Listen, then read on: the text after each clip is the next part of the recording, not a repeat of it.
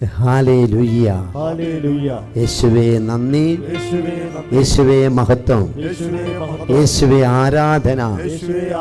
പ്രിയപ്പെട്ടവരെ, വിശുദ്ധ പൗലോസ് അപ്പോസ്തലൻ കൊളോസ്യർക്കാർക്ക് എഴുതിയ ലേഖനത്തിൽ 3-ാം അധ്യായത്തിന്റെ 2-ാമത്തെ വചനം നമുക്ക് ശ്രവിക്കാം.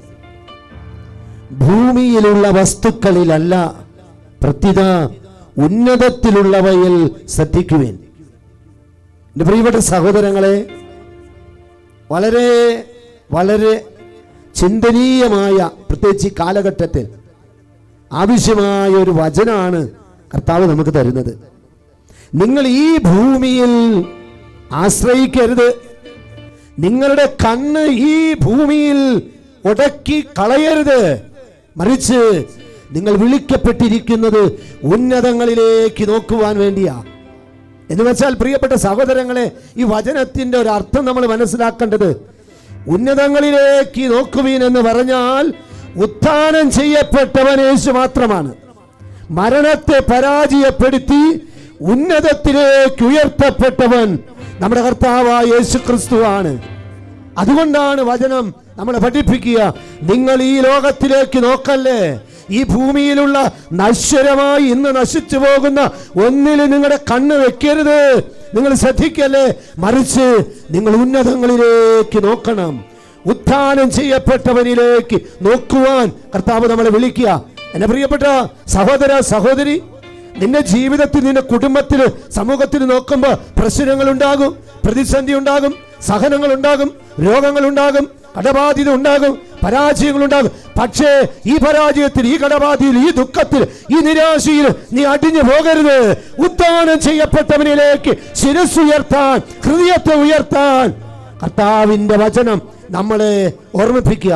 പ്രത്യാശ നിർഭരരായി തീരുവാൻ കർത്താവ് നമ്മളെ വിളിക്കുന്നു. കാരുണ്യവാനായ കർത്താവേ, അങ്ങയുടെ തിരുമുമ്പിലേക്ക് വളരെ പ്രത്യേകം ഓരോ മകനെയും മകളെയും ഞങ്ങൾ സമർപ്പിക്കുന്നു. കർത്താവേ, ജീവിതത്തിന്റെ ഓരോ അവസ്ഥകളും നീ കാണുന്നുണ്ടല്ലോ.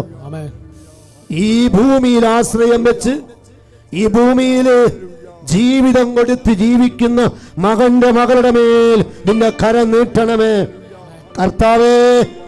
ഉന്നതങ്ങളിലേക്ക് നോക്കുവാൻ, ഉത്ഥാനം ചെയ്യപ്പെട്ടവനിലേക്ക് നോക്കുവാൻ, ജീവിതത്തിൽ കടന്നു വരുന്ന പരാജയങ്ങളെ, സഹനങ്ങളെ, രോഗങ്ങളെ ഉന്നതങ്ങളിലേക്ക് ഉയർത്തുവാൻ, അതെല്ലാം ഉന്നതമാക്കി മാറ്റുവാൻ, ഉത്ഥാനം ചെയ്യപ്പെട്ടവനിലേക്ക് ശിരസ്സുയർത്തി ജീവിതത്തെ കൊടുക്കുവാൻ ഓരോ മകനെയും മകളെയും ഇപ്പൊ നീ അഭിഷേകം ചെയ്യണമേ.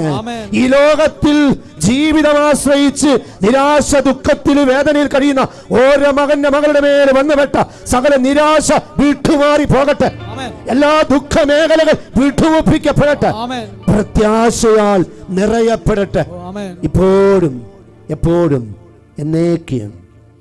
മടുപ്പുകൂടാതെ പ്രാർത്ഥിക്കാം, വിശ്വാസത്തോടെ പ്രാർത്ഥിക്കാം.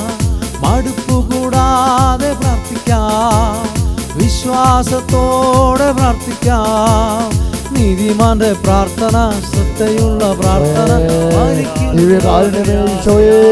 പ്രാർത്ഥിക്കാൻ പറ്റാത്ത രീതിയിൽ അനേകരുടെ മനസ്സ് മടുത്തുപോയ ഹൃദയങ്ങളെ ഈശോയെ അവിടുന്ന് തൊട്ട് അനുഗ്രഹിക്കണമേ. ഈശോയെ അവിടുത്തെ പൊൻകരം നീട്ടണമേ. പ്രാർത്ഥനയുടെ ശക്തി, പ്രാർത്ഥിക്കാനുള്ള കൃപ ഈശോയെ ഓരോരുത്തരെ തൊട്ട് അനുഗ്രഹിച്ച് ദിവ്യകാരുണ്യത്തിന്റെ ശക്തി നിറയ്ക്കണമേ. അഭിഷേകം ചെയ്യണമേ. പ്രാർത്ഥനയുടെ വരം കൊടുത്ത് അനുഗ്രഹിക്കണമേ. Hallelujah, hallelujah, hallelujah, hallelujah, hallelujah. യേശുവേ, യേശുവേ, യേശുവേ.